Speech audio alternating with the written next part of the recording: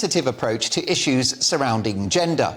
The former Prime Minister compared being asked whether she was a woke woman to having been asked in the past whether she was a feminist, adding, "Well, I wore a T-shirt which said, 'This is what a feminist looks like.'"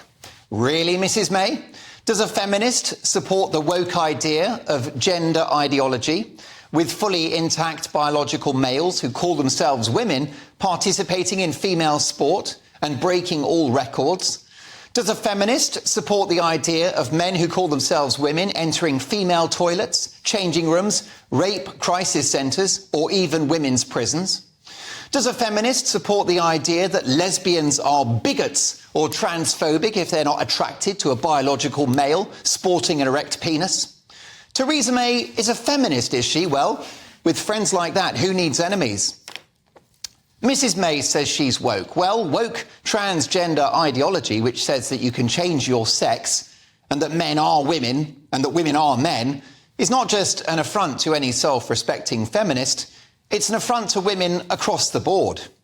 As Prime Minister, she put forward plans, now scrapped thankfully, to allow self-ID, where people could simply define their own gender without a medical diagnosis of gender dysphoria.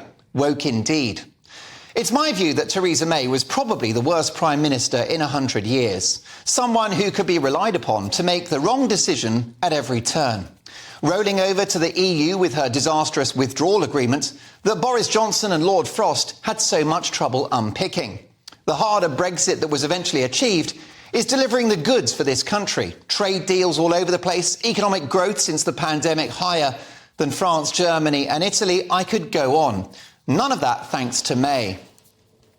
Inheriting a small but workable majority in 2016 from David Cameron in a moment of madness and hubris, Theresa May demonstrated her political ineptitude by calling a snap election, going to the country early in order to boost her majority, but instead eviscerating it.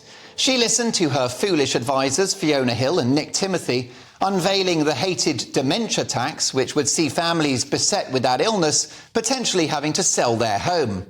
Her performance in that 2017 election campaign was so abysmal, her public speaking skills were up there with Shane McGowan after a trip to the dentist. Her campaign was so bad, it saw us flirt with the possibility of a Jeremy Corbyn-led government, which would have been an economic and national security disaster for the country. The result in the end was no overall majority and a reliance on the DUP to form a government. It was a mess, and her premiership an almighty shambles. But there's no humility, no self-reflection from this ex-PM, who has a book on the way about her glorious time in power, which will be perfect for my winter firewood. Theresa May is not without her talents, the longest-serving Home Secretary since the war, some achievement given the tumultuous nature of life in that department. She's clearly a person that's hard-working, she's a decent human being, she's committed and obviously bright. And she's always spoken up for the plight of vulnerable women, both at home and abroad. And she said she's proud to be woke based upon the original definition, which is alert to injustice. And of course, in that sense, I would hope almost all of us are indeed woke. But these flippant comments are an admission of the current state of the Conservative Party, which is no longer Conservative at all. The likes of Theresa May and many other so-called Conservatives would prefer to virtue signal and follow the ultra-progressive scripture than call out the anti-scientific, toxic madness of wokery which is befalling us, and which is so at odds with Western values and enlightenment. Unfortunately, although she was only in power for a short time, Mrs May made her